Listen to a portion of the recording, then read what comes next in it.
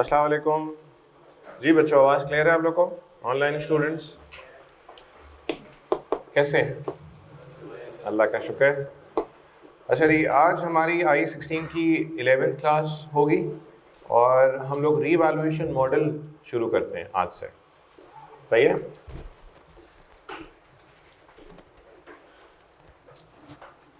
Heading डाल दीजिए subsequent measurement की। सब्सिक्वेंट मेजरमेंट,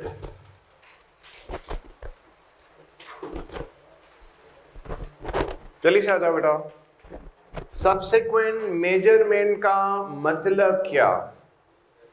सब्सिक्वेंट मेजरमेंट का मतलब क्या?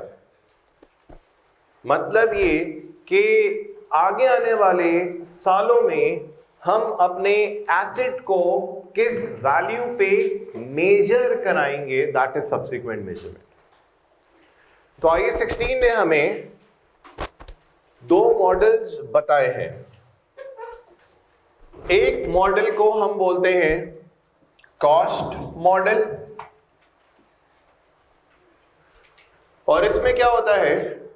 इसमें क्या होता है बेटा? एसेट को इनिशियली मेजर कराया जाता है कॉस्ट पे, और फिर आगे आने वाले सालों में जिस अमाउंट को डेप्रिशिएट कराया जाएगा वो उसकी ओरिजिनल कॉस्ट ही होगी। यानी कि कॉस्ट में से माइनस क्या कराया जाएगा? बोलिए, एक्यूमुलेटेड डेप्रिसिएशन। मैं फिर से दोहरा देता हूं, जब आप लोग अपने पेपर पेंसिल निकालने में लगे हुए थे, मैंने आपसे बात की कि व्हाट इज सब्सिक्वेंट एक्सपेंडिचर, यानी कि आगे आने वाले सालों में जो हमारा नॉन करंट एसेट है, जो पीपीई है, उसको किस वैल्यू पे हम लोग मेजर करेंगे। एक बार इस हवाले से I16 ने हमें दो मॉडल्स बताए। एक है कॉस्ट मॉडल, दूसरा है रीवैल्यूएशन मॉडल। तो सर कॉस्ट मॉडल में क्या होगा?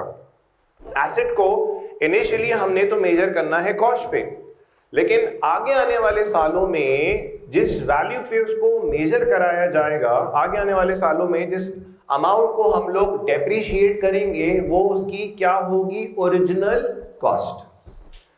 तो पहली क्लास से लेके 10वीं क्लास तक हमने जो काम किया, स्पेशली जो चौथी क्लास से लेके 10वीं क्लास तक जो हमने काम किया, जो अकाउंटिंग की है, वो कॉस्ट मॉडल के तहत की है हमने, राइट। दूसरा मॉडल है जिसका नाम क्या है? बोलिए, रीवैल्यूएशन मॉडल।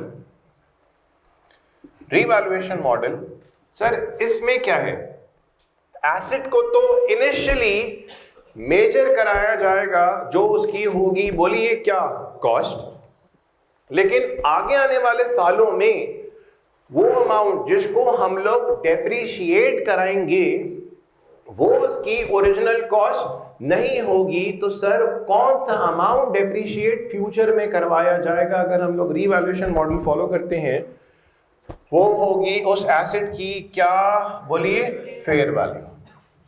मतलब एग्जांपल के तौर पे क्या होगी उसकी? Market value, right. और फिर उसमें से माइनस क्या कराया जा रहा होगा? बोलिए, एक्यूमुलेटेड डेप्रिसिएशन। इतनी सी बात है। बेसिकली रीवैल्यूएशन मॉडल का जो ऑब्जेक्टिव है, जो मकसद है, वो ये कि ईयर एंड पे कंपनी की बुक्स में जो एसेट की कैरिंग वैल्यू आ रही है, जो इसका ऑब्जेक्टिव है वो क्या है कि ईयर एंड पे जो कंपनी की बुक में इसकी कैरिंग वैल्यू आ रही है, जो कैरिंग वैल्यू आ रही है वो तकरीबन किसके बराबर होनी चाहिए? बोलिए, फेयर वैल्यू के।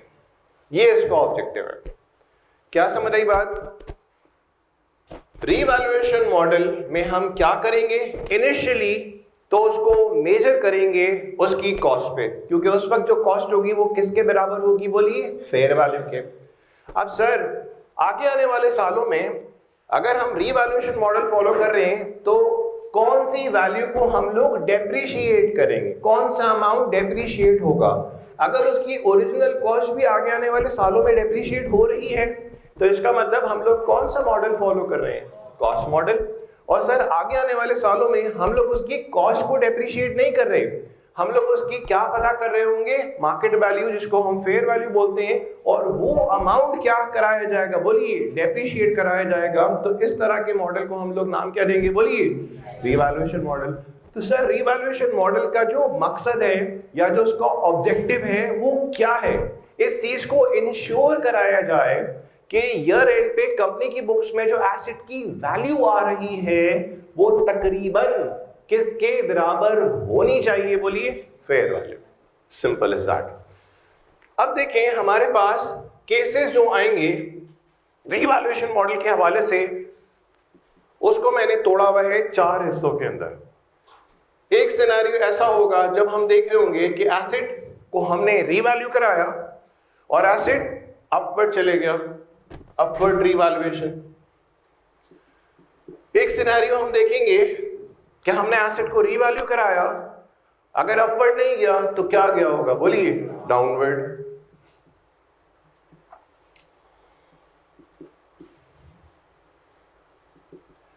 सर एक और सिनेरियो, सर ये भी तो हो सकता है कि हमने एसेट रीवैल्यू कराया, पहली दफा में एसेट अपवर्ड गया, दूसरी दफा में कराया एसेट डाउनवर्ड गया। अपवर्ड एंड बोलिए डाउनवर्ड रीवैल्यूएशन। और चौथी बात आपको खुद भी क्लिक होते हुए नजर आ रही है कि सर ऐसा भी तो हो सकता है कि एसेट को हमने जब रीवैल्यू कराया तो वो पहले गया हो डाउनवर्ड और फिर गया क्या गया हो अपवर्ड। तो यूं भी हो सकता है।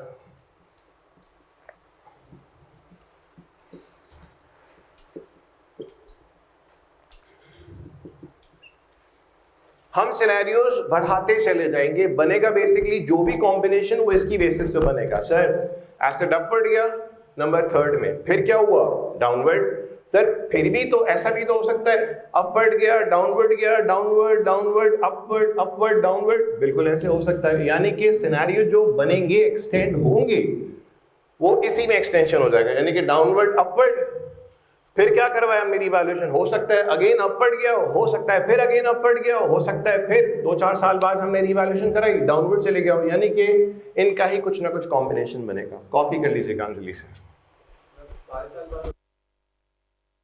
अब देखिए सर जब हमारी कंपनी रीवैल्यूएशन मॉडल फॉलो करती है, राइट, तो मैंने आपसे अभी एक बात की कि यार इसका मकसद क्या है, क्यों फॉलो कर रही है रीवैल्यूएशन मॉडल। इस चीज को इंश्योर कराया जाएगा कि हर साल के एंड पे जो कंपनी की बुक में कैरिंग वैल्यू आ रही है वो तकरीबन किसके बराबर होनी चाहिए, बोलिए फेयर वैल्यू के।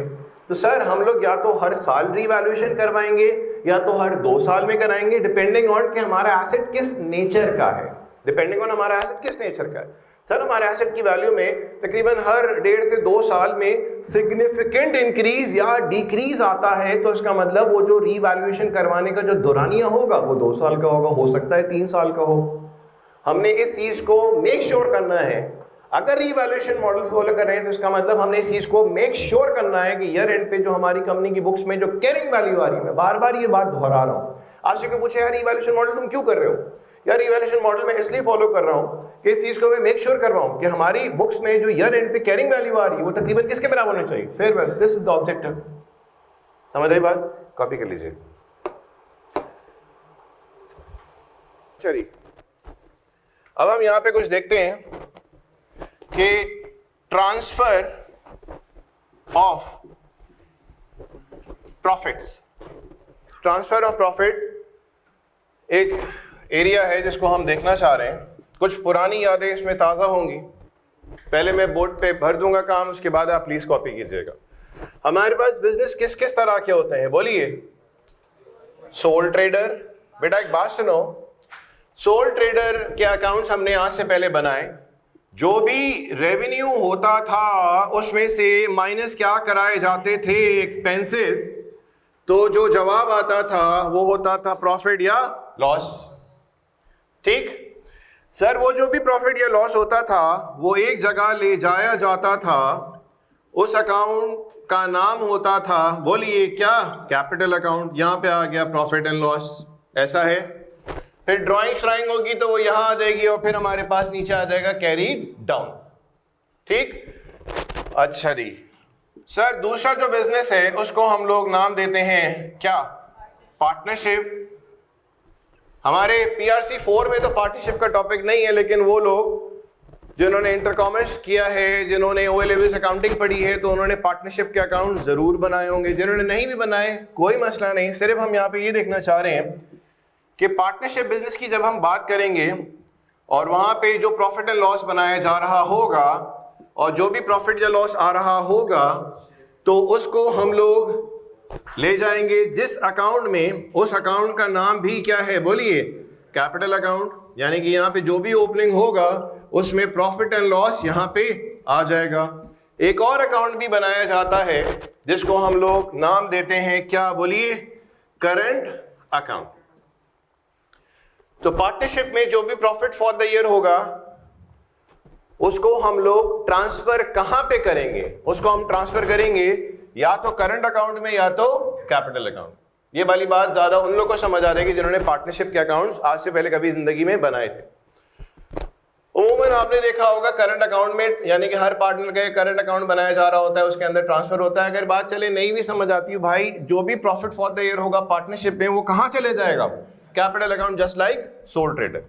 और जब हम बात करते हैं किसके हवाले से, कौन सा कारोबार अभी बचा? कंपनी।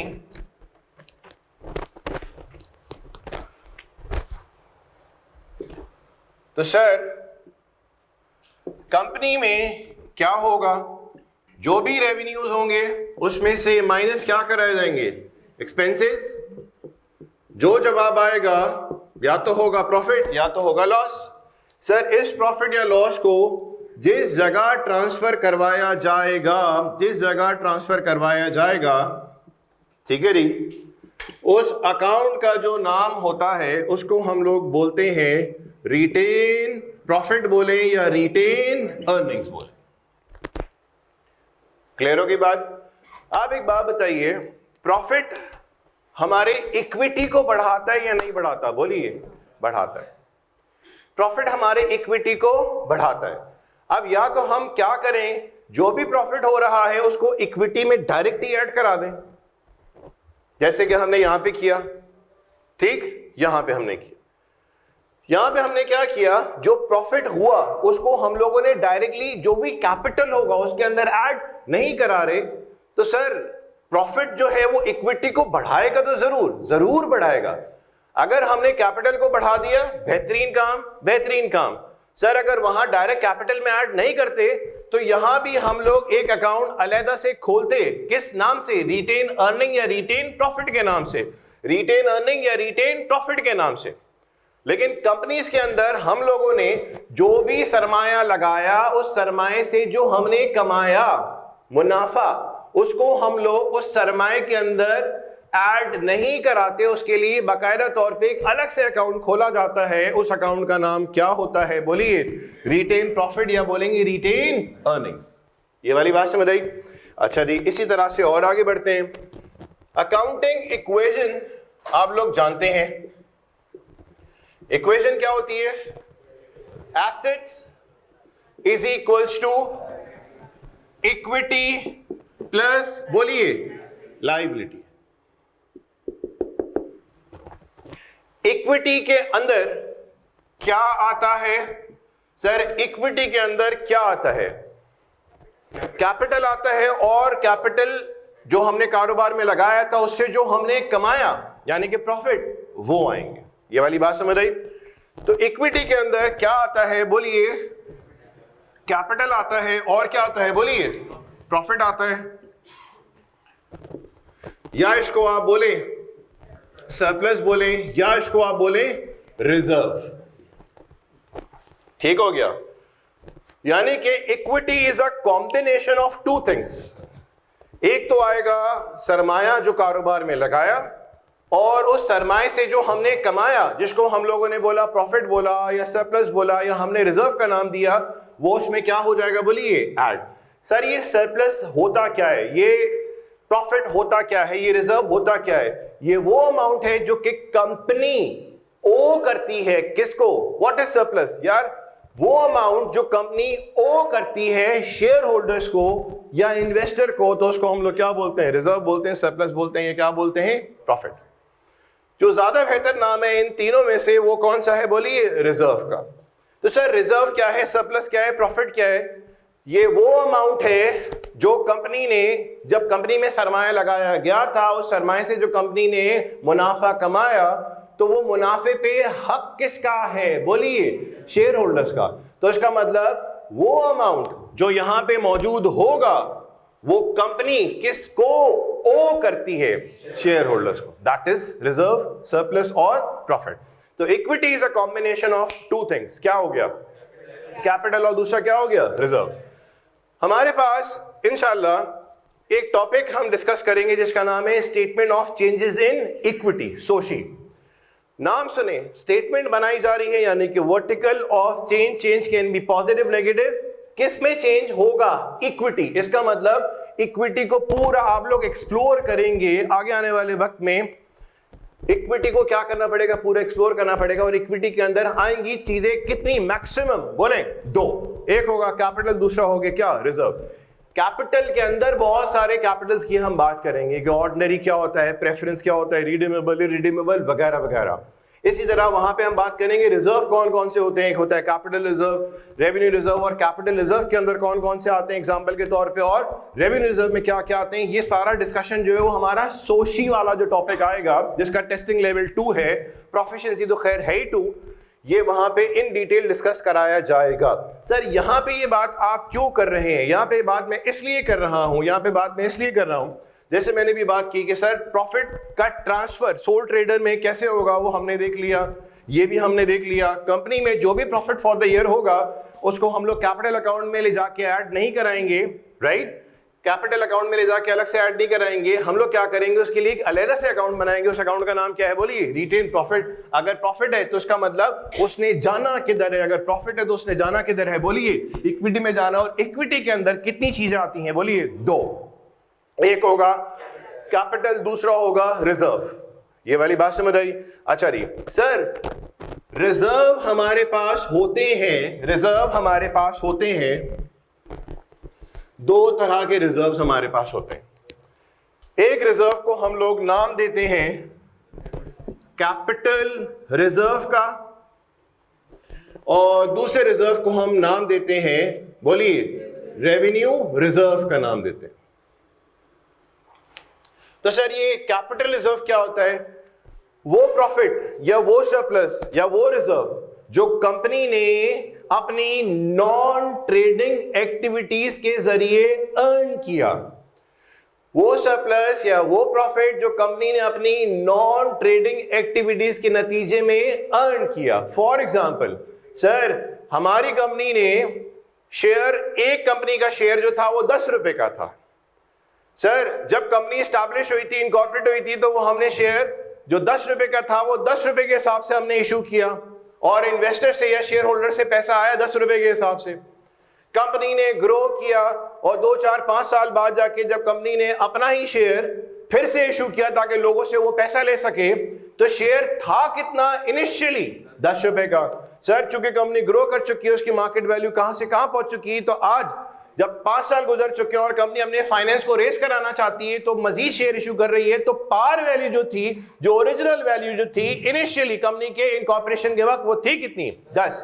आज 5 साल गुजर चुके हैं, कंपनी अपने फाइनेंस को रेस कराना चाहती है, तो कंपनी जानती है कि शेयर कितने का? 10 रुपए का, लेकिन मार्केट वैल्यू चल रही है 25। तो आप मुझे बताइए, मार्केट वैल्यू चल रही है कितनी? बोलिए, 25। और कंपनी जो पैसा लेगी शेयर होल्डर से वो किस हिसाब से लेगी? बोलिए, 25 के हिसाब से लेगी। ऑल्दो पार वैल्यू कितनी है? 10, लेकिन मार्केट वैल्यू क्या चल रही है? 25। तो इसका मतलब 10 और 25 के दरमियान डिफरेंस कितने का आ रहा है? 15 का। तो जो 15 का कंपनी के पास इजाफी अमाउंट की वसूली हो रही है, ये कंपनी के लिए नुकसान नजर आ रहा है या फायदा? फायदा।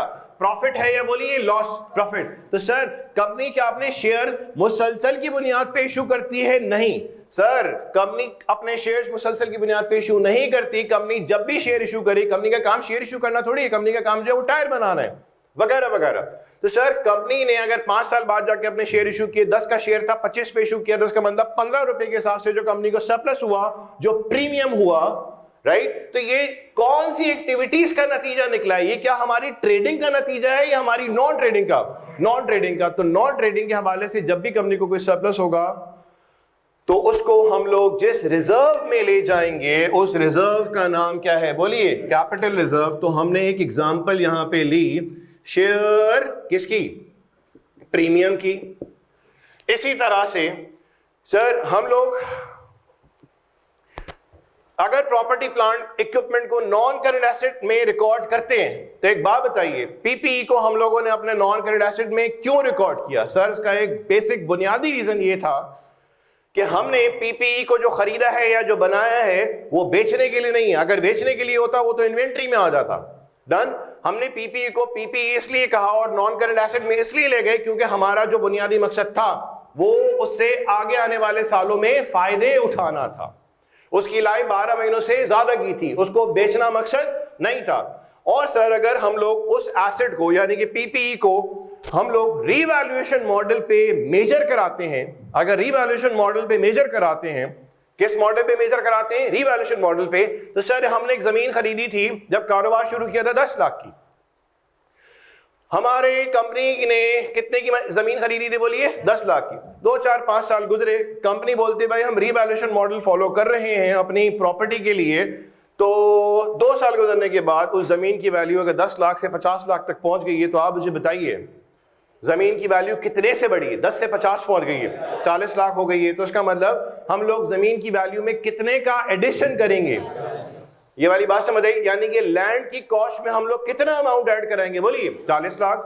क्या ये हमें प्रॉफिट रियलाइज्ड हो गया या प्रॉफिट अनरियलाइज्ड है? क्या ये जो प्रॉफिट हुआ तुम्हें इन मॉनेटरी टर्म्स वसूली हो गई है या नहीं हुई? नहीं हुई। सर ये हमें प्रॉफिट है या नहीं है? बोले प्रॉफिट है।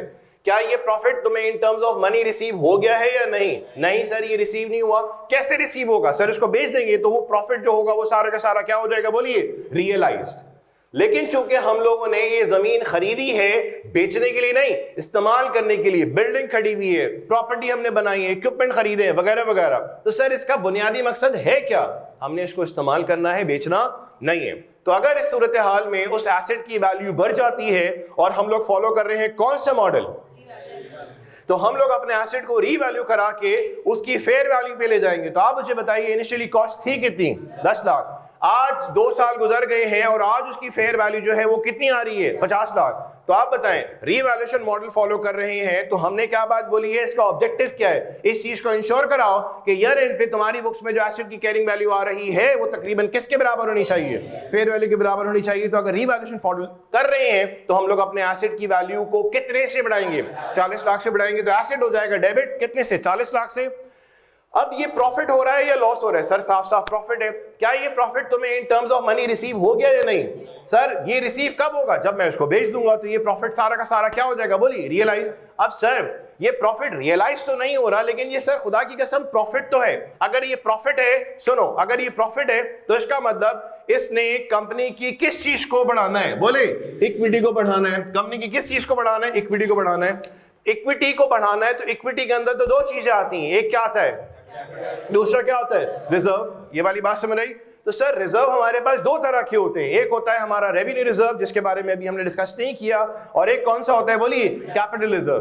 तो आप मुझे बताइए नॉन करंट एसेट को जो मैंने खरीदा था वो किस पर्पस के लिए खरीदा था? बेचने के लिए, इस्तेमाल करने के लिए? इस्तेमाल करने के लिए। तो ये जो एसेट को मैंने रीवैल्यू कराया और एसेट की वैल्यू अपवर्ड चले गई, जो मुझे मुनाफा हुआ, ये जो मुनाफा हो रहा है ये ट्रेडिंग का नतीजा है या नॉन ट्रेडिंग का? नॉन ट्रेडिंग का। तो यहां पे जो मेरे पास एक सरप्लस क्रिएट हो रहा है या जो रिजर्व क्रिएट हो रहा है, इस रिजर्व को या इस सरप्लस को हम लोग नाम देंगे, बोलिए क्या? रीवैल्यूएशन सरप्लस का नाम देंगे या रीवैल्यूएशन रिजर्व का नाम देंगे? ठीक, क्या नाम दिया जाएगा? रीवैल्यूएशन रिजर्व का या रीवैल्यूएशन सरप्लस का नाम दिया जाएगा। इसी तरह से हम अगर बात करें कि एक रिजर्व तो होता है भाई कैपिटल रिजर्व, और दूसरा रिजर्व कौन सा होता है? बोलिए रेवेन्यू रिजर्व। तो वो रिजर्व जो ट्रेडिंग के नतीजे में वो प्रॉफिट या ट्रेडिंग के नतीजे में जो प्रॉफिट हमें होगा या जो सरप्लस होगा उसको हम लोग कहां पे ले जाएंगे? बोलिए, रेवेन्यू रिजर्व में। और ट्रेडिंग से रिलेटेड जो सरप्लस हो रहा होगा, जो रिजर्व क्रिएट हो रहा होगा, आप समझ रहे हैं बात, उसको हम लोग नाम क्या देंगे? बोलिए, रिटेन प्रॉफिट बोलें या रिटेन अर्निंग्स बोलते हैं। रिटेन अर्निंग्स या रिटेन प्रॉफिट। बेसिकली यहां पे जो मैंने IAS 16 में जिन रिजर्व्स को मैंने मुसलसल की बुनियाद पे यूज करना है वो दो रिजर्व्स हैं। हम लोग सोशी को पूरा डिस्कस नहीं करें कि इक्विटी में क्या कुछ आता है। मैं यहां पे कैपिटल की बात ही नहीं करना चाह रहा, शुक्रिया, मैं यहां पे कैपिटल की बात नहीं करना चाह रहा, राइट। मैं यहां पे रिजर्व को इन डिटेल जाके भी डिस्कस नहीं करना चाह रहा। तो सर यहां पे आपने इस बात को छेड़ा क्यों है? IAS 16 में जब आप रीवैल्यूएशन मॉडल फॉलो कर रहे होंगे तो रीवैल्यूएशन मॉडल की जब आप अकाउंटिंग को आगे बढ़ाते चले जाएंगे तो वहां पे जिस रिजर्व का आपको मुसलसल सामना होगा वो दो रिजर्व हैं। एक है कैपिटल रिजर्व, दूसरा है रेवेन्यू रिजर्व। और कैपिटल रिजर्व में IAS 16 में कैपिटल रिजर्व में से जो रिजर्व आप मुसलसल की बेसिस पे इस्तेमाल कर रहे होंगे वो कौन सा होगा? Revaluation reserve. और जो रेवेन्यू रिजर्व में से जिस रिजर्व को आप इस्तेमाल कर रहे होंगे वो कौन सा होगा? रिटेन अर्निंग्स या रिटेन प्रॉफिट। क्या ये वाली बात समझ आई? अच्छा जी, देखिए ग्रुप में हैंडआउट क्या शेयर हुआ है? हाँ जी, कुछ ये बात समझ आई कि मैंने यहाँ पे पहले ट्रांसफर ऑफ प्रॉफिट के बारे में कुछ बात की कि सोल ट्रेडर में प्रॉफिट कैसे ट्रांसफर होता है, पार्टनरशिप में कैसे होता है, कंपनी में कैसे होता है। क्योंकि कंपनी में जो हुआ तो वहां से हमने देखा था रिटेन अर्निंग, जो हमारी जिंदगी में पहली दफा हो सकता है ये अल्फाज सामने आ रहा हो, ये रिटेन अर्निंग या रिटेन प्रॉफिट जन्म कैसे लेता है, ठीक। और फिर हमने ये देखी बात कि अकाउंटिंग इक्वेशन जो आप ऑलरेडी जानते हैं कि asset is equal to equity plus liability. तो हमने कहा कि इक्विटी के अंदर दो चीज आएंगी, एक वो पैसा जो कारोबार में लगाया गया है, ठीक, वो आएगा जिसको हम कैपिटल के नाम से पुकारते हैं, और उस पैसे से जो हमने कारोबार में कमाया जिसको हम लोग क्या बोलते हैं? रिजर्व बोलते हैं, सरप्लस बोलते हैं। वो दोनों को जब प्लस करा दिया जाएगा तो क्या बन जाएगी? बोलिए, इक्विटी। तो equity is a combination of what? Capital and reserve. And within reserve we have got two types of reserve. One is capital reserve and the other one is revenue reserve. Capital reserve क्या है sir? जो हमारी non trading के नतीजे में जो हमें मुनाफे होंगे वो जाएंगे रिजर्व में। और कौन से रिजर्व में? Capital reserve. और जो ट्रेडिंग के नतीजे में जो हमें प्रॉफिट होगा या सरप्लस होगा वो भी जाएगा हमारे रिजर्व में। उस रिजर्व का नाम क्या है? बोलिए, रेवेन्यू रिजर्व। और हमने एग्जांपल क्या दी थी? Retain earning. यानी कि रिजर्व किसी भी तरह का हो उसने शामिल हो किधर जाना है? बोलिए, रिजर्व जिस तरह का भी हो उसने शामिल हो किधर जाना है? बोलिए, इक्विटी। तो इक्विटी के अंदर दो चीज आएंगी, रिपीट कर रहा हूं बार बार, कैपिटल आएगा, दूसरा क्या आएंगे? रिजर्व। अच्छा जी, हम सवाल पे आप पहुंचते हैं। रख लो बेटा, पीछे मिल गए सबको हैंडआउट? मिल गए सबको? आ जाइए, शुरू करते हैं। एग्जाम्पल नंबर 1 पे आ जाइए। एग्जाम्पल 1,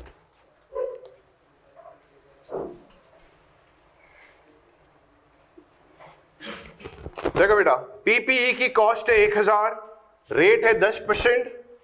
ऑनलाइन स्टूडेंट्स बता दीजिए, हैंडआउट मिल गए बेटा? जल्दी से बोलिए। लाइबा, असद, अर्शल,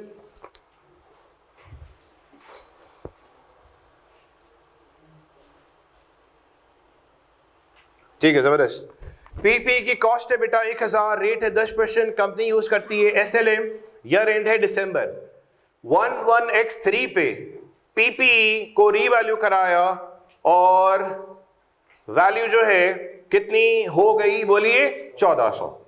रिक्वायरमेंट में क्या है? Statement showing movement in PPE from 20x1 to 20x3। अच्छा बेटा, हम यहां पे लिखते हैं कॉस्ट। बोलो जी, कॉस्ट कितनी है? 1000, ठीक है बेटा। डेप्रीसिएशन कब का? x1 का। बोलेंगे कैसे आएगा? 1000 डिवाइडेड बाय 1/10% कर सकता हूं, राइट? कोई मसला नहीं। कितना बना? 100 बन गया। ये कितना हो गया? बोलिए, 900। ये आ गई आपके पास कैरिंग वैल्यू। और कब आ रही है? 31/12 x1 पे, ठीक। क्या x1 के एंड पे एसिड रीवैल्यू हुआ? नहीं। तो सर यहां पे हमने किया क्या? एसिड को इनिशियली, मेरे प्यारे भाइयों बहनों बात सुनना, एसिड को इनिशियली हमने मेजर किस पे कराया? कॉस्ट पे। ठीक, ईयर एंड पे हमने देखा होगा कि उसकी वैल्यू, हम रीवैल्यूएशन मॉडल फॉलो कर रहे हैं तो हमने ईयर एंड पे देखा होगा कि भाई फेयर वैल्यू और जो इनिशियल कॉस्ट है ना, उसके दरमियान अगर जो डिफरेंस है वो बड़ा इममटीरियल है, तो इममटीरियल अगर डिफरेंस होगा तो हम लोग कॉस्ट को ही क्या कराते जा रहे होंगे? बोलिए, डेप्रिशिएट। और जहां पे सिग्निफिकेंट डिफरेंस आ रहा होगा कॉस्ट और फेयर वैल्यू के दरमियान, तो हम बोलेंगे नहीं नहीं बॉस, इस दफा नहीं, हम लोग अपने एसेट को रीवैल्यू करा के उसकी फेयर वैल्यू पे ले जाएंगे और फिर आगे आने वाले सालों का जो डेप्रिसिएशन होगा वो कौन सा अमाउंट डेप्रिशिएट कराया जा रहा होगा? उसकी फेयर वैल्यू। लास्ट टाइम बस एक सवाल के जवाब दे दीजिए यार, रीवैल्यूएशन मॉडल जो हम फॉलो करते हैं, बाद में बता चुका हूं 2-3 दफा, उसका ऑब्जेक्टिव क्या है? यानी कि हम रीवैल्यूएशन मॉडल फॉलो कर रहे हैं, मकसद क्या है? ईयर एंड पे कंपनी की बुक्स में जो एसेट की कैरिंग वैल्यू आ रही है, ठीक है जी, इस चीज को इंश्योर कराना कि कंपनी की बुक्स में जो ईयर एंड पे कैरिंग वैल्यू आ रही है वो तकरीबन किसके बराबर होनी चाहिए? बस ये अल्फाज जरा आपने दिमाग में अच्छे से बिठा देना। चलो जी, पहले साल का ये हुआ, दूसरे साल का बोलो बेटा।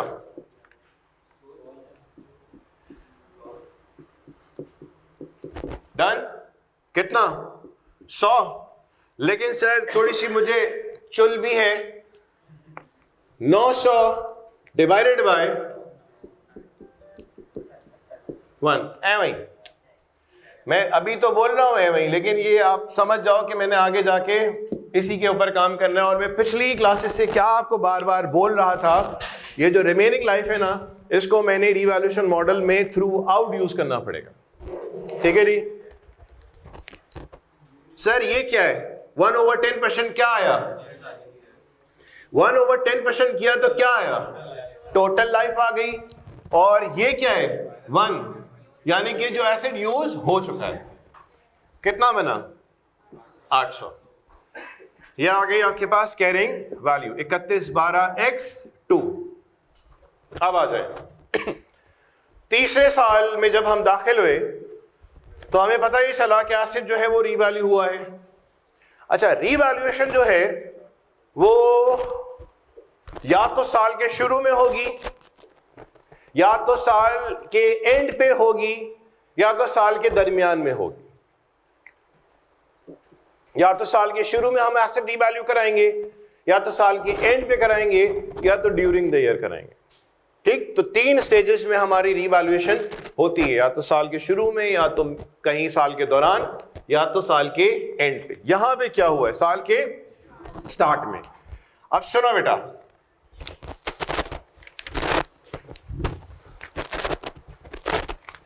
फेयर वैल्यू मैं लिख देता हूं पूरा, मार्कर में दम नहीं है जरा।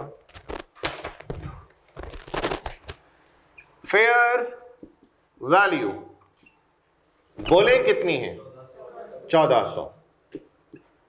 ठीक हो गया? तो सर कैरिंग वैल्यू और फेयर वैल्यू के दरमियान जो डिफरेंस आ रहा है, हमारी बुक्स में एसिड की वैल्यू रीवैल्यूएशन से पहले आ कितनी रही है? 800। और जो उसकी फेयर वैल्यू है वो कितनी है? बोलिए 1400। राइट? आगे आने वाले सालों में जो एसिड का अमाउंट डेप्रिशिएट होगा वो 800 नहीं होगा। सही है नी? वो कौन सा अमाउंट डेप्रिशिएट होगा? बोलिए 1400। अब बताइए इन दोनों के दरमियान डिफरेंस कितने का है? 600 का। इसको हमने नाम क्या दे दिया? बोलिए गेन।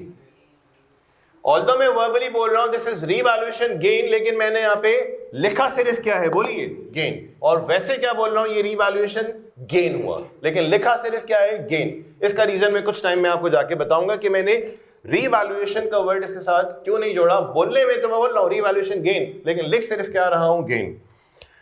अब बेटा आइएगा x3 पे। हाँ जी, क्या हम यूं भी कर सकते थे? सही है जी? क्या हम यूं भी कर सकते थे? सही है जी? अब जरा मेरी हेल्प कीजिए और बताएं कि डेप्रिसिएशन कितना आएगा। डेप्रिसिएशन कितना आएगा? कितना? 140, 175। मैंने जान के कुछ सिचुएशन ऐसी क्रिएट की है कि दो जवाब बने। 140। अच्छा सुनो, हमारे पास एक जवाब आया 140, ठीक, और एक जवाब आया 175। ऐसा है, वो लोग जो बोलते हैं 140, तो उन्होंने बोला यार इतनी पंचायत में क्यों पढ़ते हो, यू डिवाइड यू करो और फलाना धमाका यो बॉय बन जाए। उन्होंने क्या किया, 1400 मल्टीप्लाई बाय 10% कर लिया। इन लोगों की सोच ये है कि एसिड जब रीवैल्यू हुआ, भले वो 2 साल बाद जाके क्यों ना हुआ हो, समझ गए बात क्या बोलने जा रहा हूं। एसिड जब भी रीवैल्यू हुआ, इन लोगों की सोच ये है कि भले 2 साल क्यों ना गुजर गए, एसिड फिर से जवान होकर 10 साल पे पहुंच गया। यहां पे उसकी जवानी की बात ही नहीं हो रही, यानी कि एसिड रीवैल्यू होने पे बिल्कुल जवान नहीं हो जाएगा, 2 साल उसकी वैल्यू कम हो चुकी है, तो इसको भी कंसिडर हम लोग लाजमी तौर पे, इसको भी हम लाजमी तौर पे कंसिडर करेंगे। तो इसका मतलब लाल मार्कर नहीं है, ये है गलत। मैं जान के कर रहा हूं, ये लिख के स्ट्राइक ऑफ कर रहा हूं, काट रहा हूं। क्या ये बात मेरे भाइयों बहनों आपको समझ आ रही है? मल्टीप्लाई पे 10% करता हूं तो इसका मतलब ये हुआ, मैंने यूं उसको अज्यूम कर लिया कि भाई रीवैल्यू हुआ, भले 2 साल या 3 साल या 5 साल डेप्रिशिएट क्यों ना हो चुका हो, उसकी लाइफ दोबारा से कितने पे पहुंच गई, जितने पे ओरिजिनली उसकी लाइफ एस्टिमेट की गई थी, जो कि गलत है। अब सुनिए, 1 मिनट बेटा। 1400 डिवाइडेड बाय 1/10% माइनस 2, मुझे इसका सपोर्ट चाहिए था, तभी मैंने यहां पे शुरू से छेड़ दिया 1/10%, 1/10% माइनस 1, ये जान के मैंने किया। 1/10% माइनस करता हूं 2 साल, तो इसका मतलब रिमेनिंग लाइफ आगे मेरे पास, तो कितना है बेटा? 175। बोलें 12/25, ठीक हो गया। तो इसका मतलब जब हम एसिड को रीवैल्यू कराते हैं और रीवैल्यू कराने के बाद जो डेप्रिसिएशन निकाला जाएगा वो फेयर वैल्यू डेप्रिशिएट होगी। फेयर वैल्यू डेप्रिशिएट होगी, तो फेयर वैल्यू को जो हम डेप्रिशिएट कराएंगे वो टोटल लाइफ पे नहीं कराएंगे बेटा, वो उसकी रिमेनिंग लाइफ पे कराएंगे। और रिमेनिंग लाइफ के बारे में हम लोग, this is not the first time, हम कई टाइमों से इसको डिस्कस करते आ रहे हैं, रिमेनिंग लाइफ, रिमेनिंग लाइफ। तो आप रिमेनिंग लाइफ की शिद्दत से जरूरत यहां पे पड़नी। तो फॉर्मूला हमारे पास बन गया, फेयर वैल्यू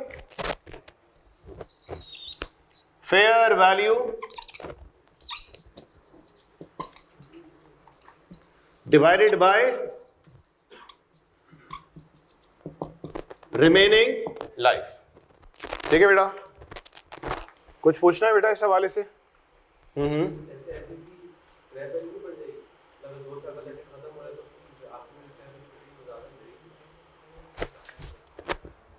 देखें बेटा, बात सुनिए। कैरिंग वैल्यू आई, इतनी आ गई हमारे पास, अब बच कितने गए साल? 7।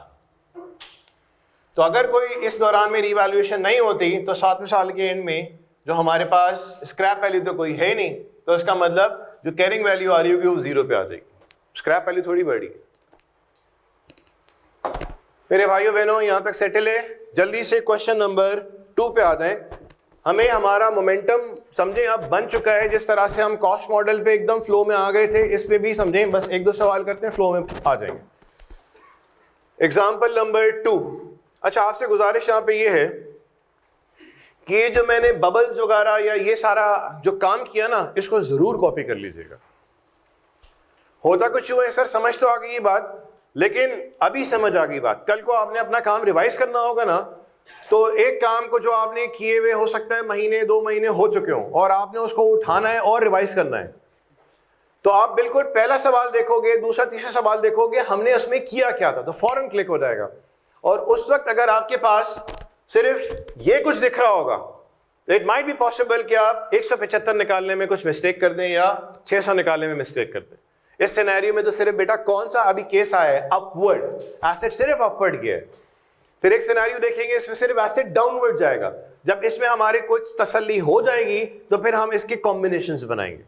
अपवर्ड गया, डाउनवर्ड गया, फिर डाउनवर्ड गया, फिर डाउनवर्ड गया, फिर अपवर्ड गया, और फिर बीच में हम मस्ती करेंगे, लाइफ चेंज हो गई सर, डेप्रिसिएशन का मेथड चेंज हो गया सर, वो स्क्रैप वैल्यू हो गई चेंज। मस्ती इसमें है, ठीक, और मस्ती करना हर एक को समझ भी आता है और पसंद भी होता है।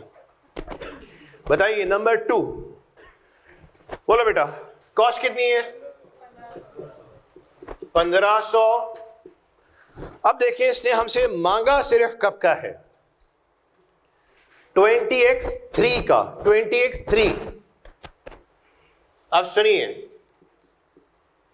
मैंने क्वेश्चन नंबर 1 में x1 भी गुजारा, x2 भी गुजारा और x3 में मैं आया, समझ रही बात?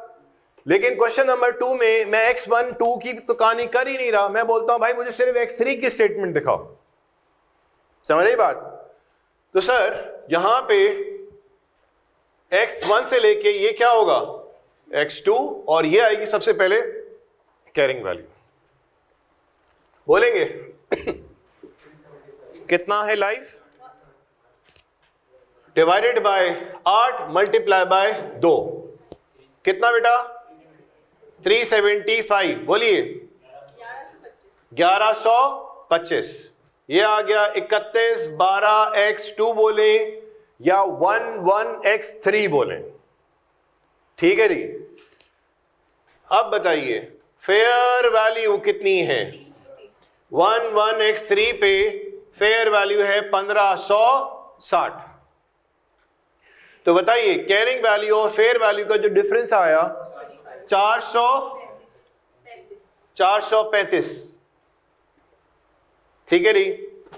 अब हमने डेप्रिसिएशन मालूम करना है x3 के हवाले से,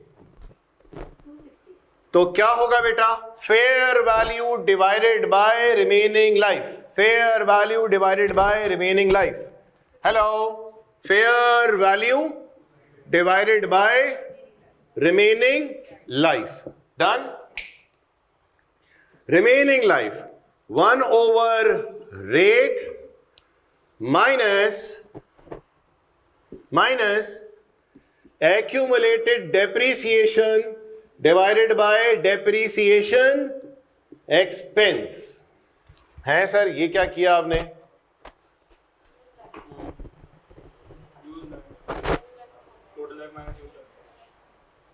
सर ये क्या किया, हमें ये बात समझ नहीं आई। हम वैसे तो रिमेनिंग लाइफ सही निकाल रहे हैं, लेकिन जो आप कर रहे हैं खामखा लगता है चीजों को खींच रहे हैं आप।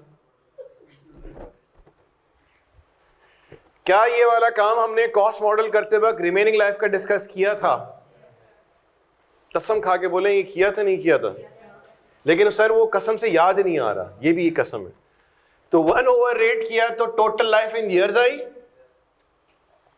यार मैं आपको याद कराऊं, हमने एसिड लिया था, उसकी कॉस्ट थी 1000, ऐसी बस ऐसी 2 मिनट बात करूं।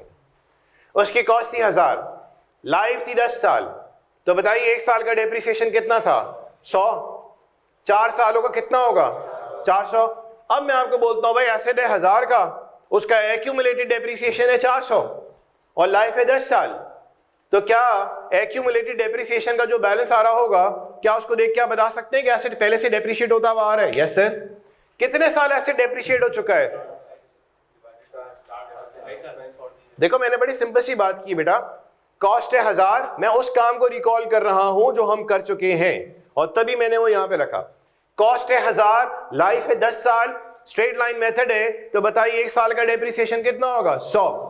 तो मैं अगर आपको बोलता हूं ये जो 400 है एक्यूमुलेटेड डेप्रिसिएशन, ये कितने सालों का होगा? सर ये कितने सालों का होगा? 4 साल का। ये कैसे आपने बताया? सर एक्यूमुलेटेड डेप्रिसिएशन कितना? 400 और 1 साल का कितना है? 100। मैं देखो बोल क्या रहा हूं, एक्यूमुलेटेड कितना बोला? 400 और 1 साल का कितना बोले? 100। तो 400 डिवाइड बाय 100 किया तो कितना आया? 4।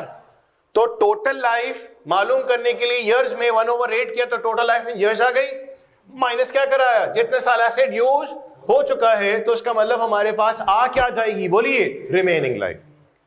डन। कितना आया बेटा? 1560 डिवाइडेड बाय 8 माइनस 2 कितना? बोलिए। 1300। मैं आपसे फिर गुजारिश कर रहा हूं बेटा, ये जो हम लोग बीच बीच में वो बबल छबल बना रहे हैं ना, इसको इग्नोर नहीं करना है आपको, क्योंकि आगे जाके हम आगे बढ़ेंगे और फिर मैं ये बातें नहीं करूंगा कि यार वो रिमेनिंग लाइफ कैसे निकलती है और फेयर वैल्यू वगैरह वगैरह। जिस तरह से हमने कॉस्ट मॉडल में भी एक मैच्योरिटी तक गए थे, तो छोटी छोटी बातें हमने फिर स्किप कर दी थी, वो डायरेक्ट आप एग्जीक्यूट कर रहे थे कैलकुलेटर्स पे। तो ये वाला काम जो कि पहली दफा हो रहा है, तो हम नोट डाउन कर रहे हैं और आगे जाके ये काम सारा हम लोग स्किप कर देंगे, डायरेक्टली कैलकुलेटर पे काम हो गए। चले जी आगे बढ़ते हैं। एग्जाम्पल नंबर 3 पे आ जाइए। एग्जाम्पल 3।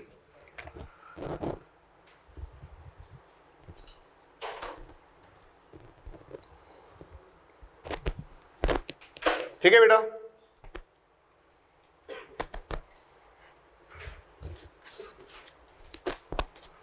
एग्जाम्पल 3 के हवाले से आप लोग स्टेटमेंट बनाइए।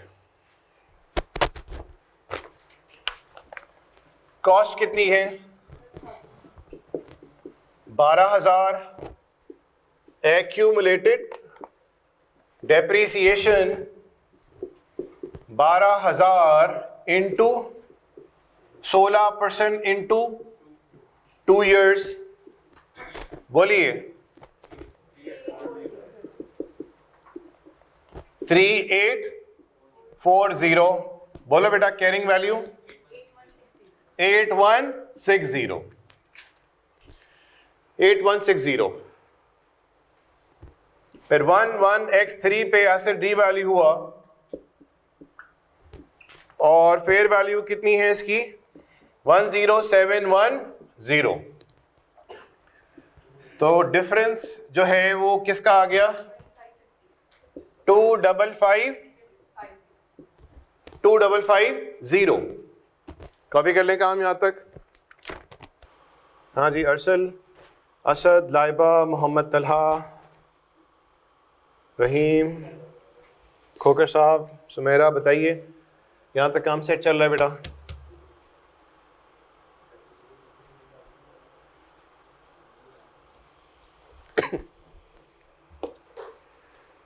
ठीक है जी, यहां तक साथ हैं आप।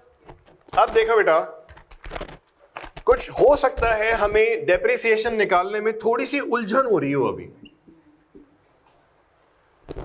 थोड़ी सी शायद उलझन हो रही हो, और उलझन भी इस वजह से हो रही होगी कि सर 1/16% करते हैं तो जब आप एक्यूरेट आ रहे हैं डेसिमल्स में 10710 डिवाइडेड बाय 1/, माइनस।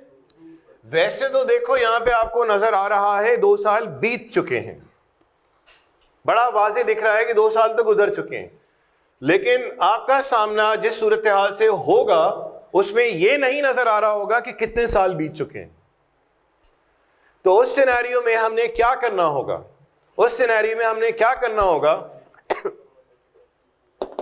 इसकी मदद से मालूम करना होगा कि कितने साल बीत चुके हैं, राइट? तो इस फॉर्मूले में मैं थोड़ा सा करवाऊंगा एडिशन, और वो क्या एडिशन होगा? Accumulated depreciation based on original cost divided by depreciation expense based on original cost. यानी कि एक्यूमुलेटेड भी कैसे निकाला जा रहा होगा? ओरिजिनल कॉस्ट वाला, और डेप्रिसिएशन भी कौन सा होगा? ओरिजिनल कॉस्ट वाला। सर ये बात आप क्यों कर रहे हैं? मैं इसलिए कर रहा हूं, अभी तो हम सिर्फ केस 1 में हैं। केस 1 में एक्यूमुलेटेड डिवाइडेड बाय डेप्रिसिएशन मसला नहीं, डाउनवर्ड में भी मसला नहीं। मसला कब आएगा? एसेट अपवर्ड गया, फिर डाउनवर्ड, फिर अपवर्ड, फिर डाउनवर्ड, फिर अपवर्ड, फिर डाउनवर्ड। तो सर अगर हमने मालूम करना होगा कि कितने साल बीत चुके हैं, राइट? तो एक्यूमुलेटेड डेप्रिसिएशन जो है, वो डेप्रिसिएशन जो है वो हर साल क्या हो रहा होगा? फ्लक्चुएट कर रहा होगा, कभी ज्यादा कभी कम, कभी ज्यादा कभी कम। तो उस वक्त जो एक्यूमुलेटेड डेप्रिसिएशन का अमाउंट हम लोग रखेंगे, ये मालूम करने के लिए कि क्या एसिड कितने साल इस्तेमाल हो चुका है, तो उसके लिए फॉर्मूले में थोड़ी सी होंगी चेंजेस। ये जो अभी अभी मैंने बात की शायद समझ ना आए, ठीक। फिलहाल अभी आपने फॉर्मूला कौन सा इस्तेमाल करना है, accumulated depreciation divided by depreciation expense. जो बात की थी सिर्फ आपको तंग किया था, आगे जाके इस चीज को इंशाल्लाह डिस्कस करेंगे। 1/16% माइनस, मुझे पता है 2 है बेटा, 3840 मुझे मालूम है कि 2 साल है, 12,000 इंटू 16%। एक बात बताइए, 1/16% करते हैं, जवाब कितना आया? 6.25। उसके आगे कुछ और तो नहीं है? नहीं है, माइनस कराया ये। यानी कि आपने करना ये होगा कि पहले पूरा डिनोमिनेटर को सॉल्व कर लें, पूरा डिनोमिनेटर को सॉल्व कर लें, ठीक। और फिर क्या करें, लिखें 10710 डिवाइडेड बाय आंसर। बेटा करके देख लीजिए, डिनोमिनेटर सॉल्व करें और फिर क्या करेंगे, 10710 डिवाइडेड बाय आंसर करेंगे 2520 8190। ठीक है, किसी को कोई इसमें एतराज? फॉर्मूला देखिए क्या है, फेयर वैल्यू डिवाइडेड बाय क्या हो रहा है, रिमेनिंग लाइफ। और रिमेनिंग लाइफ निकालने के लिए हमने देख लिया किस तरह से निकाली जाएगी रिमेनिंग लाइफ। नंबर 4 पे आ जाओ, शाबाश, जरा जल्दी से चले जी, आ जाइए क्वेश्चन नंबर 4 पे। क्वेश्चन नंबर 4 पे अभी जो हमने एग्जांपल 1 की वो था अपवर्ड रिवैल्यूएशन का केस ईयर स्टार्ट पे। एग्जांपल 2 जो थी वो ट्रायोसेल थी, वो अपवर्ड रिवैल्यूएशन ईयर स्टार्ट पे, और थर्ड में भी क्या है, upward revaluation year start. Number 4 में क्या आ रहा है, अपवर्ड रिवैल्यूएशन हो रही है, लेकिन कब? साल के दौरान में, साल के दौरान में। बोलिए क्या होगा? X3 का चाहिए हमें, कॉस्ट कितनी बेटा? 4000। एक्यूमुलेटेड डेप्रिसिएशन X1 से X2 तक का मालूम करेंगे। 4000 इंटू 10% इंटू 2, बोले 800। ये कितना हो गया? 3200, 31, 12 X2 पे। ठीक है जी, अब बताएं क्या रिवैल्यूएशन X3 के स्टार्ट पे है? नहीं सर, स्टार्ट पे नहीं है। तो हम यहां पे क्या करेंगे, X3 के हवाले से 6 महीनों का डेप्रिसिएशन निकाला जाएगा। 4000 इंटू 10% इंटू 6/12, बोले 200। ये आपके पास कैरिंग वैल्यू आ गई, कैरिंग वैल्यू आ गई 36 X3 पे, जो कि कितनी है, बोले 3000। ठीक है जी, अब बताइए एसेट को हमने 17X3 पे रीवैल्यू कराया, तो फेयर वैल्यू कितनी हो गई है? 4500। तो बताओ बेटा गेन कितने का हुआ? 1500 का गेन हुआ। अब मुझे X3 के आखिरी के 6 महीनों का डेप्रिसिएशन चाहिए, तो वो बताएं कितना होगा? कितना होगा? 600। 600। आपने जो मुझे बोला, मैं शरीफ आदमी, मैंने लिख दिया। हाँ जी,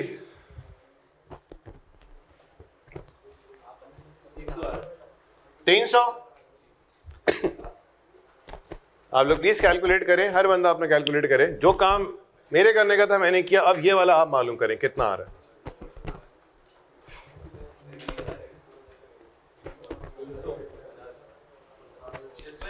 600 आएगा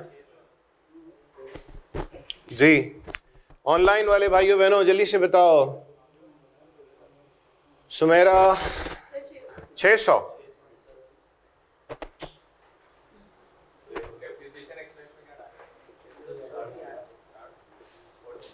देखिए जहां पे गड़बड़ होती है मैं वहां पे खुद अपना बाजा बंद कर देता हूं। बोलिए 300 आएगा। हाँ जी फातिमा बेटा कितना 300। 600 पे लोग मजिद हैं। 1/800 plus 200 divided by 4000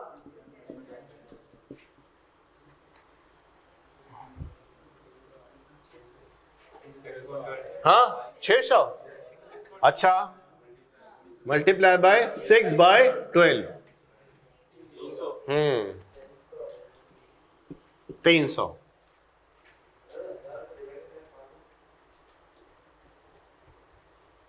one over 10% किया तो टोटल लाइफ ईयर्स में आ गई। माइनस किया हमने 2.5 साल तो 7.5 आ गया।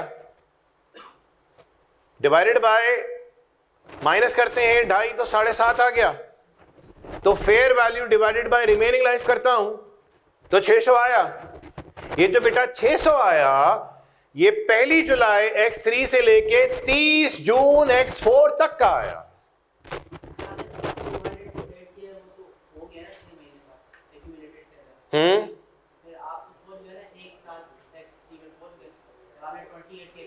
हाँ सही है।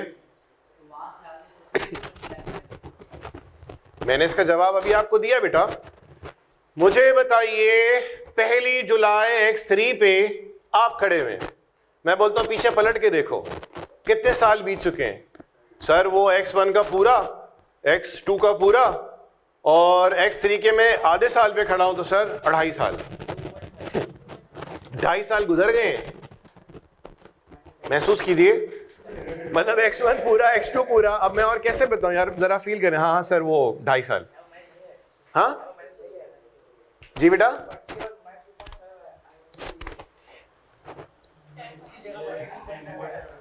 तो इसको सॉल्व कर लेंगे तो अल्लाह की कसम 2.5 आएगा।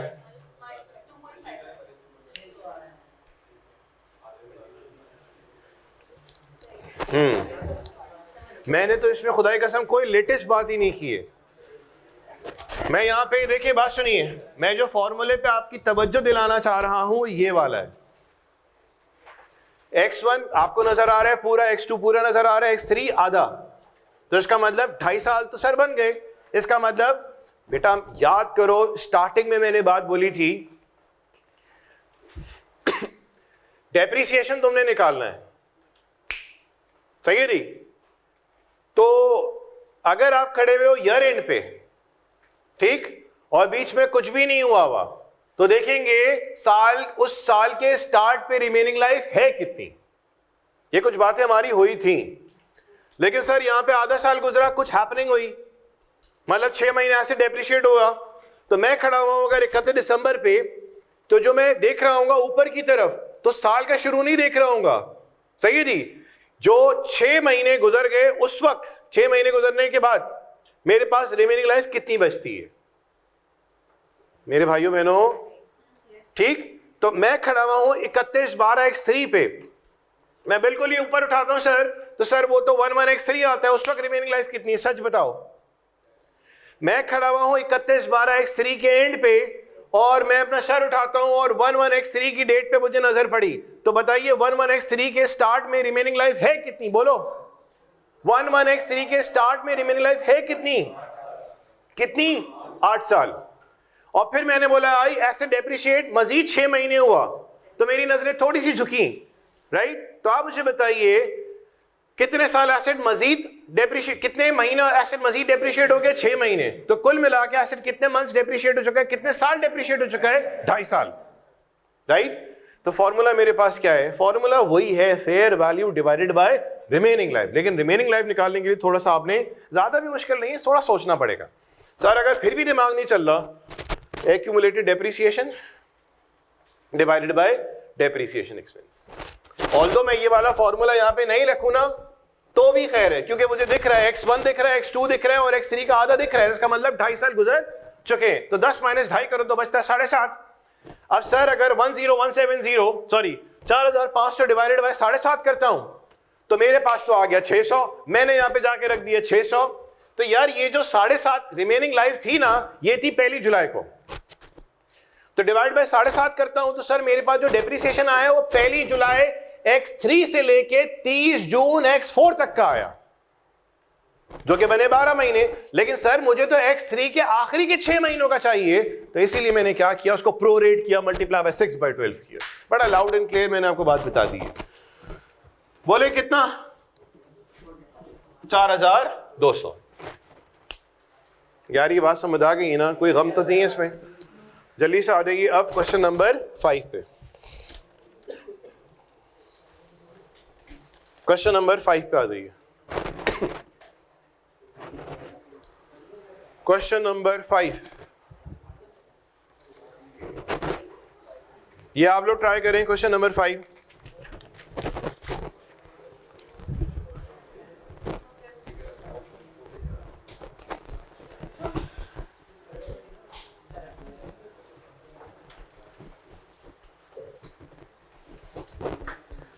क्वेश्चन नंबर 5 बेटा जल्दी से करें, फिर क्वेश्चन 6, 7 जो है वो आप लोग घर पे ट्राई करेंगे, और अभी हम चले जाएंगे जर्नल्स पे। जिस पॉइंट पे मैंने आपको लेके आना है वो है जर्नल्स।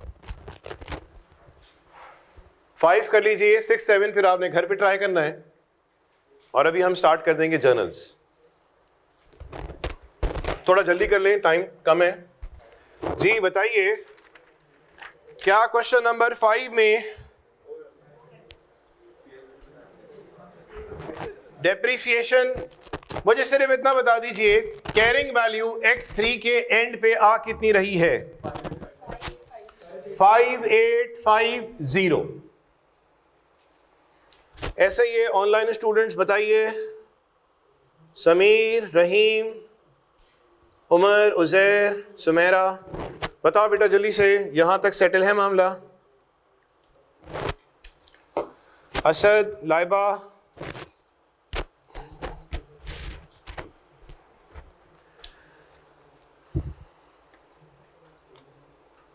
चले जबरदस्त।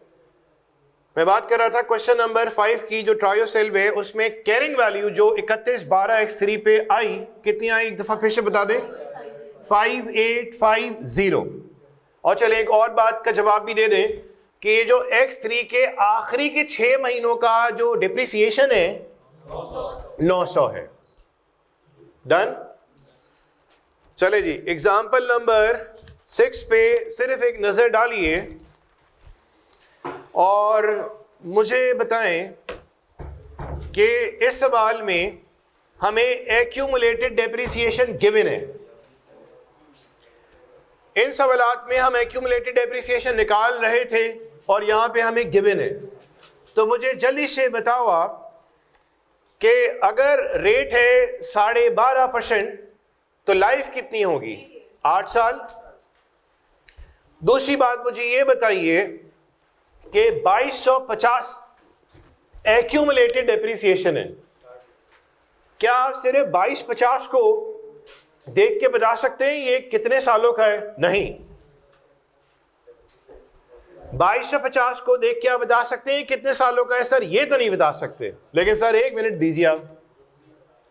तो आपने क्या किया, 2250 divided by expense for the year. Expense for the year कितना? 2250 डिवाइडेड बाय डेप्रिसिएशन एक्सपेंस कितना है? 1 साल का बताओ, 1 साल का कितना है? 1125, यानी कि 2250 डिवाइडेड बाय 1125 तो कितना आ गया? 2। सर ये तो फौरन पता चल गया कि भाई ये 2250 जो है वो कितने सालों का है? 2 सालों का। डन। ऐसा भी मुमकिन है कि यहां पे 1 मिनट, 1125 क्या बता रहे हैं आप?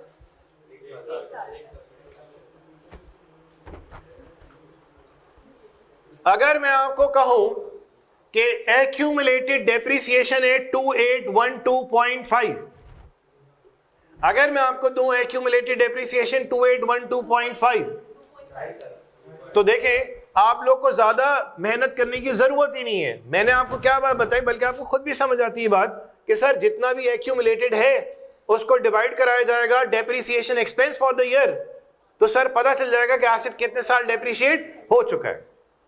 यहां पे इत्तेफाक से 2 साल नजर आ रहे हैं, और अगर मैंने जो वैल्यू दी 2812.5 तो आपने बता दिए 2.5 साल। ठीक, ऐसा भी हो सकता है। तो 6 और क्वेश्चन नंबर 7 बेटा आपने करना है। मैं आगे बढ़ रहा हूं, जर्नल्स पे जा रहा हूं। ठीक है जी, जर्नल्स पे आ जाइए। एग्जाम्पल नंबर 8, यहां पे हम जर्नल्स और लेजर्स की बात करेंगे।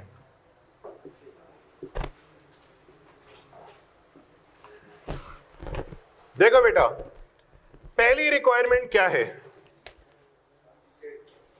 हमें स्टेटमेंट चाहिए जो मूवमेंट शो करे पीपीई की। एक काम करते हैं, हम सिर्फ स्टेटमेंट बना लेते हैं 20x3 की, सही है, सिर्फ स्टेटमेंट बनाते हैं 20x3 की, दैट्स इट। तो बोलिए कॉस्ट कितनी है, 1000, एक्यूमुलेटेड डेप्रिसिएशन x1 से x2 कितना बना, 200। ये क्वेश्चन नंबर 1 का डेटा कॉपी पेस्टेड है, क्वेश्चन नंबर 1 का डेटा कॉपी पेस्टेड है, लेकिन रिक्वायरमेंट में कुछ एडिशन हुआ है। फेयर वैल्यू ऐसे ही है, क्वेश्चन नंबर 1 में भी यही थी वैल्यूज, और गेन कितना हुआ 600, और फिर डेप्रिसिएशन x3 का 175। ये वो सवाल था जिसमें 140 आ रहा था और फिर 175 सही माना गया, और कितना आ गया 1225, ये आ गई कैरिंग वैल्यू। ठीक है जी, अब मैं यहां पे बना रहा हूं पहले लेजर्स। याद करें जब हम लोग डिस्पोजल कॉस्ट मॉडल कर रहे थे और वहां पे जब डिस्पोजल का सिनेरियो आया था तो उस वक्त मैंने लेजर के सपोर्ट से जर्नल्स बनाई थी। लेजर्स के सपोर्ट से जर्नल्स बनाई थी, वो क्या था, अगर मैं आपको कुछ रिकॉल कराऊं, मैंने कहा कि भाई पीपीई की कॉस्ट है 100, उसको हमने बेच दिया। अब हम ये जानना चाहेंगे कि गेन हुआ या लॉस। ठीक, तो इसके हवाले से मैंने कहा, क्या कहा कि हम एक टेम्पररी तौर पे अकाउंट खोलेंगे, नाम देंगे उसको डिस्पोजल का, वहां पे ले जाएंगे और फिर वहां पे पता लगाया जाएगा कि फायदा हुआ या नुकसान। स्टेप्स क्या थे, एसेट को खत्म करो और किधर ले जाओ, डिस्पोजल अकाउंट, और एंट्री का बनी एसेट क्रेडिट डिस्पोजल डेबिट। यानी कि लेजर के सपोर्ट से हमने जर्नल्स को समझना चाहा। अब फिर से हम लोग कुछ नया काम कर रहे हैं, पीपीई की कॉस्ट का अकाउंट, एक्यूमुलेटेड डेप्रिसिएशन का अकाउंट हमारे सामने है। 11x3 पे ब्रॉट डाउन बताइए है कितना, 1000। 11x3 पे मुझे बताइए ब्रॉट डाउन है कितना, बोलो 200। सही है जी, बताइए एसेट को जो हमने रीवैल्यू कराया, एसेट को जो हमने रीवैल्यू कराया, तो एसेट अपवर्ड गया है या डाउनवर्ड, अपवर्ड, एसेट अपवर्ड गया है। चलो जल्दी से ये बताओ कि गेन हुआ या लॉस, गेन हो गया, हमें वो नजर स्टेटमेंट के थ्रू आ रहा है। सर ये जो हमने गेन या लॉस बता दिया, ठीक है जी, वो तो सामने नजर आ रहा है, जर्नल्स भी इसकी कुछ बनेंगी, लेजर्स में भी कुछ हलचल हो रही होगी। हम यहां पे देखना चाह रहे हैं कि लेजर्स में किस तरह से हलचल हो रही होगी। अब सुनिए, जब भी एसेट रीवैल्यू होगा उसका आउटकम जो भी आए, पहला स्टेप जो हम फॉलो करेंगे वो क्या होगा, वो पहला स्टेप ये होगा कि जितना भी उस एसेट का अलाउंस मौजूद है, जिसको एक्यूमुलेटेड डेप्रिसिएशन बोले, अलाउंस बोले, प्रोविजन बोले, जितना भी मौजूद है उसको हम लोग खत्म करेंगे। सुनिए सर, जब भी हम लोग रीवैल्यूएशन करवाएंगे, मैं अभी लेजेस की मूवमेंट की बात कर रहा हूं, ऑल्दो आपको सारा आउटकम नजर आ चुका है, स्टेटमेंट खुद बता रही है। स्टेटमेंट एक ऐसी जबान है जो कोई भी देखेगा वो बोलेगा हाँ यार ये चल रहा है, लेकिन जरूरी नहीं है स्टेटमेंट को देख के आप लेजेस बना लें और स्टेटमेंट को देख के आप जर्नल्स बना लें। अभी हम लोग लेजेस और जर्नल्स पे जा रहे हैं। सुनिए, जब भी हम लोग एसेट को रीवैल्यू कराएंगे, उसका आउटकम जो भी निकले, चाहे अपवर्ड जाए, चाहे डाउनवर्ड जाए, चाहे डाउनवर्ड अपवर्ड, अपवर्ड डाउनवर्ड, जो भी जाए, सर कुछ प्रोटोकॉल्स हैं, कुछ स्टेप्स हैं जो कि फॉलो करने पड़ेंगे। द पहला स्टेप इज, जितना भी उस एसेट का अलाउंस मौजूद है, सही है जी, जितना भी उस एसेट का अलाउंस मौजूद है, कितना मौजूद है? 200, उसको खत्म करो, उसको खत्म करो। ये है प्लस, ये है खत्म, माइनस। कितना खत्म करेंगे? जितना है, राइट। और सर खत्म करके एक जगह ले जाना है, जिस जगह ले जाना है, जिस जगह ले जाना है, सही है जी, वो है पीपी। सर चलो कर दिया खत्म, मान ली आपकी बात। सर क्या करना चाह रहे हैं? यार खत्म कर लिया, मान ली बात। मैं बोलता हूं यार इस 200 को उठा के जरा वहां ले जाओ। 200 को आप यहां ले आए, लिख दिया एक्यूमुलेटेड डेप्रिसिएशन। आपने यहां देखा 1000, आपने देखा वहां 200, 1200, 1200, वहां देख रहे हैं 1200, क्या आ गई बोलिए? Carrying value, right. तो हमने रीवैल्यूएशन गेन या लॉस पता किया कैसे? जब हमने किसको किससे कंपेयर किया? कैरिंग वैल्यू को फेयर वैल्यू से, राइट। तो हमें पता चला कि गेन हुआ या लॉस। तो हम यहां पे क्या कर रहे हैं? सर जितना भी उस एसेट का अलाउंस है उसको हम लोग खत्म करके किधर ले जा रहे हैं? पीपी की कॉस्ट में ले जा रहे हैं। क्यों? सर यहां पे भी क्यों का जवाब नहीं मिला, लेकिन जब यहां से उठा के मैं इसको वहां ले गया और फिर मैंने देखा यहां है 1000, वहां कितना है 200, तो मैं आपसे पूछता हूं बताओ 1000 के सामने 200 आया तो एसिड आपको अब कितने पे दिख रहा है? बोलिए 800। तो मैंने आपसे पूछा यार ये 800 है क्या? आपने बोला वो तो कैरिंग वैल्यू है। डन। फिर कैरिंग वैल्यू को आप लोग किससे कंपेयर कराते हो? फेयर वैल्यू से। तो कैरिंग वैल्यू को जब फेयर वैल्यू से कंपेयर कराया तो बताइए डिफरेंस कितना आया? 600 का डिफरेंस आया। एसिड अपवर्ड जा रहा है, डाउनवर्ड जा रहा है। कैरिंग वैल्यू कितनी आ रही है? 800, और फेयर वैल्यू कितनी आ रही है? बोलिए 1400। तो इसका मतलब कैरिंग वैल्यू कम है और फेयर वैल्यू क्या है? ज्यादा है। तो इसका मतलब एसिड अपवर्ड गया, डाउनवर्ड? अपवर्ड गया। कितने से अपवर्ड गया? 600 से। पीपीई को क्या करूंगा मैं? बढ़ाऊंगा। तो पीपीई को मैंने यहां पे क्या किया? डेबिट कर दिया, सही है जी। और बेसिकली ये जो सरप्लस हो रहा है, ये जो प्रॉफिट हो रहा है, इसको मैं नाम क्या दूंगा? ये सरप्लस या प्रॉफिट किस वजह से हो रहा है? सर हम क्या करवा रहे हैं? हम रीवैल्यूएशन करवा रहे हैं। तो ये रीवैल्यूएशन पूरी जगह नहीं मिल रही, ये क्या हो रहा है? रीवैल्यूएशन सरप्लस का नाम दिया मैंने। डन। यानी कि एसिड कितने से अपवर्ड गया? 600 से। सरप्लस हुआ, सही है जी। ये सरप्लस हो रहा है, किस वजह से हो रहा है? क्या तुम डिस्पोजल कर रहे हो, क्या एक्सचेंज कर रहे हो? किस वजह से हो रहा है? सर हम रीवैल्यूएशन करा रहे हैं। तो इसका मतलब ये जो 600 का सरप्लस है ये किस वजह से? Due to revaluation. अब सुनिए, यहां पे हमारे पास अभी अभी बन चुकी हैं 2 एंट्रीज। जो पहली एंट्री है, जो पहली एंट्री है वो क्या थी? बोलिए कितना? 200। और पीपीई क्रेडिट कितना? बोलिए 200। तो बेसिकली यहां पे हो क्या रहा है? 200 का अलाउंस जो है वो एलिमिनेट हो रहा है, खत्म हो रहा है। सर खत्म करके आप ले किधर जा रहे हैं? एसेट अकाउंट में ले जा रहे हैं। सर क्यों लेके जा रहे हैं? मैंने बोला ले जाओ और फिर देखो कुछ नजर आता है। आपने बोला हाँ सर 1000 के सामने 200 नजर आता है। मैंने बोला इसको सॉल्व करो तो 1000 मैंने 200 कितना आया? 800। मैंने बोला बताओ 800 है क्या? आपने बोला सर वो तो कैरिंग वैल्यू है। ये वाली बात समझ आई? यानी कि हम इसका लॉजिकल रीजन ले रहे हैं। इसका मतलब अलाउंस का बैलेंस हो जाएगा 0 और उसको उठा के हम कहां ले जाएंगे? एसेट अकाउंट में। और एसेट अकाउंट में ले गए तो वहां पे हमें क्या दिख रही है? उस 200 को ले जाने के बाद कैरिंग वैल्यू। और फिर उस कैरिंग वैल्यू को कंपेयर किससे कराया जाएगा? फेयर वैल्यू से। तो जो आउटकम होगा उसको हमने एसेट अकाउंट में या तो डेबिट कराना होगा या तो क्रेडिट कराना होगा। चूंकि कैरिंग वैल्यू कम है और फेयर वैल्यू क्या है? बोले ज्यादा। तो इसका मतलब कितनी ज्यादा है? कैरिंग वैल्यू और फेयर वैल्यू का डिफरेंस कितना है? 600। तो 600 से हमने एसेट को क्या किया? प्लस कराया।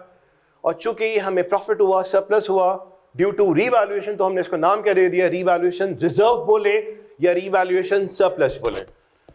तो देखें सेकेंड वन, पीपी क्या हो जाएगा, डेबिट कितने से हो जाएगा 600, और रीवैल्यूएशन रिजर्व बोले या सरप्लस बोले। क्रेडिट कितना बेटा 600। डन। क्या ये बात समझ आई? कोई भी मुश्किल चीज नहीं है। देखो कुछ नया आया तो आप लोग भी पूरे जैसे कहते हैं ना, वो कमीज के बटन बांध के यूं बैठ गए कि पता नहीं क्या होगा कैसे होगा। जो तरीकेकार मेरा शुरू में था वही तरीकेकार हर लेवल पे ही रहेगा।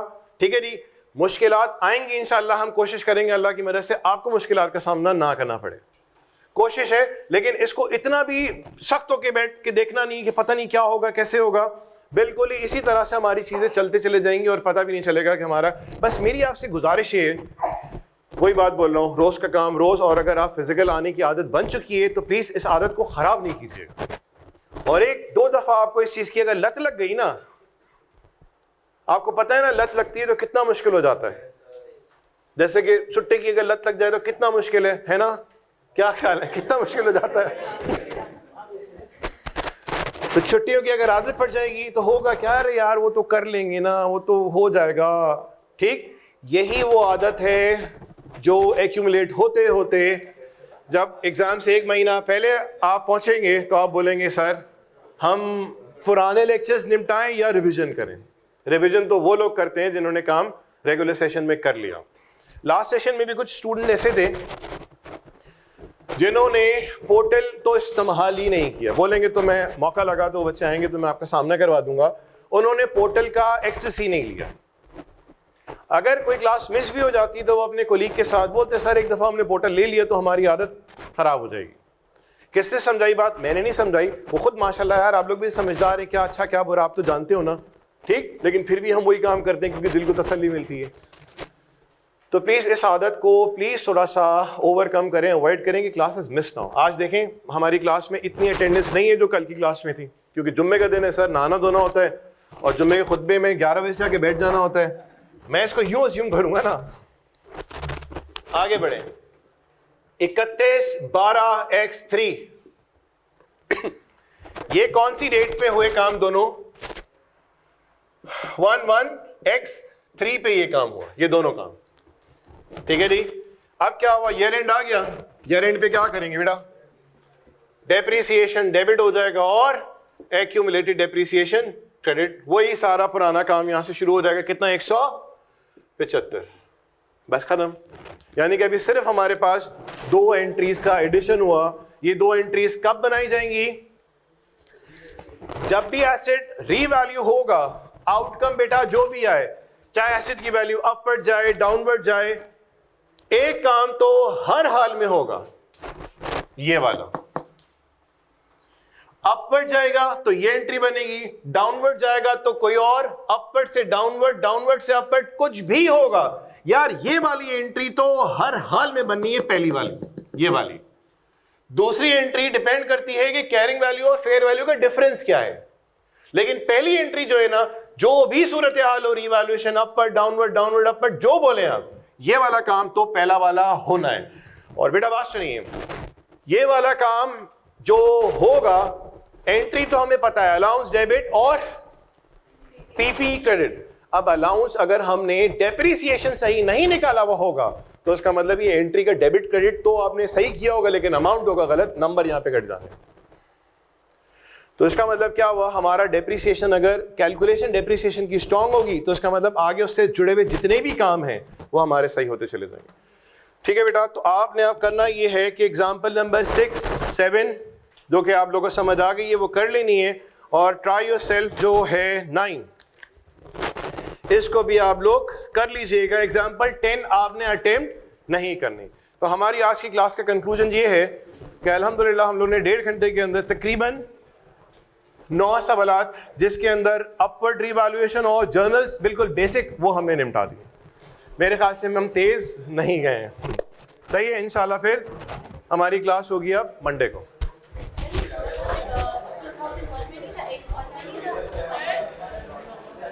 अच्छा एक मिनट, एक मिनट रुके, कुछ सवाल आ रहे हैं यहाँ पे, एक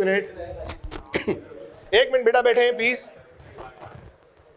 x1 में ओपनिंग कुछ नहीं होगा, एडिशन आएगा x1 में 1000 का, वही 31 बार x1 का क्लोजिंग, फिर पहली x2 का ओपनिंग 1000, अगेन 31 बार x2 का जो क्लोजिंग 1000, वो 11 x3 का ओपनिंग क्या हुआ 1000।